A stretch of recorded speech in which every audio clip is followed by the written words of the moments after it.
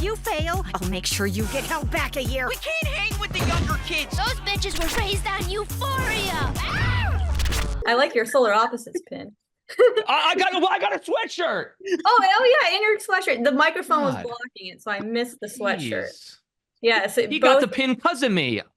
I'm the Both trendsetter. This was a last minute thing. I felt self-conscious because he was wearing that sweatshirt. So you were like, I have to show up. Yeah. I got to, yeah. The heck? All right. So let's get into it. So you all just had a solar opposites panel at San Diego Comic-Con to promote the show. How did the panel go, and how did you enjoy SDCC this year? It went really good. Thomas was doing he was plugging Hulu, and it was very enjoyable to listen to that because I was Hulu.com. Hulu.com. Oh yeah, Hulu.com. And then there were some good questions and a lot of energy from those too, because we were kind of running out of time, and that was kind of fun too. Yeah, it was a blast. I had fun at that panel, man. That was we were cracking each other up. It's kind of just like I always treat this is probably Comic-Con panels are for me. It's like it's like a fun short little comedy show, but we're also talking about something we are all involved in. Like it's just for me, it's another crowd. I'm like, let's go, let's do some jokes, and then yeah, sure, we could talk about solar opposites.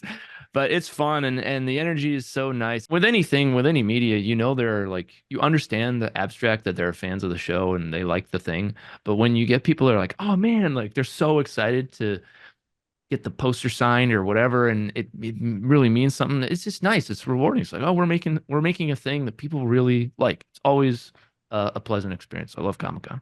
And speaking of Comic-Con, it was announced at SDCC that Solar Opposites has been renewed for season 6. So congratulations.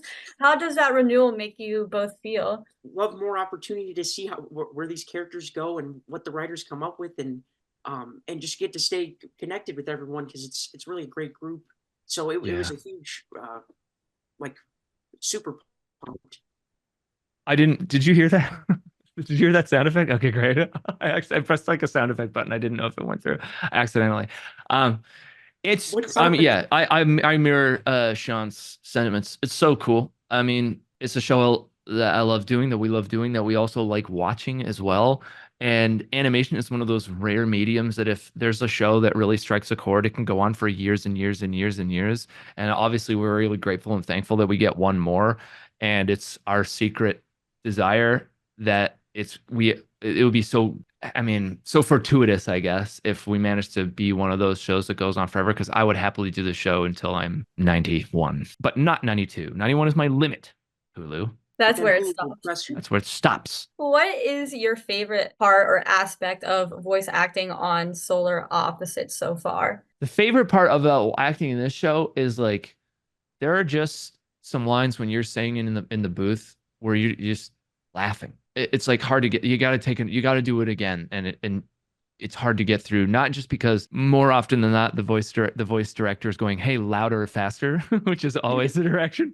Louder, faster. Okay, got it, copy.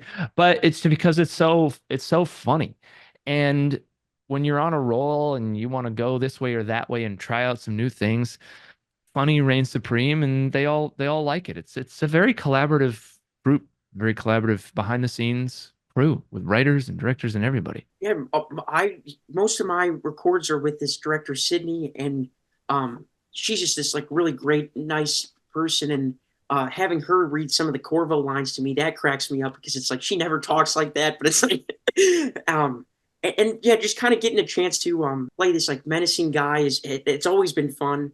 And then he's growing to like be nicer to Jesse and stuff. So there's just all different angles of just fun going on. And how does voice acting for Solar Opposites compare or differ from your previous work, including live action roles? Well, I mean, the main difference with live action is like in the booth, as a voice actor with an episodic show like this, you're kind of with the material for like an hour or two, and then you're onto something else. So you're working with the material for such a short period of time. Whereas like shooting an episode of television, each episode may take, I don't know, like a week or something like that, right? And then post and all that. There's just a lot more. It's also one of those things where it feels casual because you're not physically represented, so you can show up and I don't know, sweatpants or something and yell and scream for a couple hours and then move on with their day. It's I don't know. And not to say that like I'm lazy. It's just informal, and for that reason, it's fun and it's freeing too because you say something, they like it and they animate around it. You know, like the entire visual aspect of the medium comes later, which is it's neat. It's a different way of doing it. Sean, Well, so okay, so I kind of got off track in my head. I apologize. Yes. So the question was, how does voice acting for Solar Opposites differ from your previous work? With doing like the live action stuff, it's so like it's like right there in front of you, and I've done some other voiceover, and I've played an antagonistic guy before, but then this one kind of like just trying to imagine all the stuff they're bringing in. It's so sci-fi. I'll talk to like I'll be in a scene with Idris Elba. I've never done that in live action, and so there's a lot of cool opportunities to just kind of go wild on this show. And and then in this season, I got to try an accent, and then there's some like music things that I was kind of dabbling into. So I don't know, like I think there's just like the animated world is the oyster. Us actors or the writers, and then it trickles to us too or something. And there are many popular storylines happening simultaneously in Solar Opposites, including The Wall and Silver Cups. What storyline do you personally enjoy the most? it's hard to beat the wall, man. It's really hard to beat the wall. I mean, Silver Cups are also great. I mean, a lot a lot of it's so funny. I just remember that season one when the wall first got introduced and it was like we realized, oh, there's going to be this whole like side thing going on and it's going to be treated like a big epic movie that's also kind of ridiculous. It just was like, man, that's exciting. That was the kind of realization that Solar Opposites, the show, even with its main stories, is going to do something a little bit more serialized.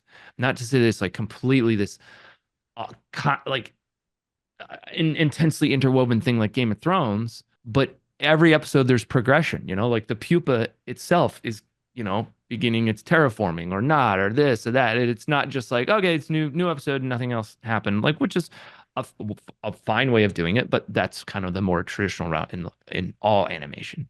So it's I took your question and I ran to a different goal line, but I did it anyway. The Silver Cops thing's been taking me by surprise, and just like I'm very curious about where it's going because Silver Cops, and then of course The Wall, but also the Tyrion Corvo stuff it's just like it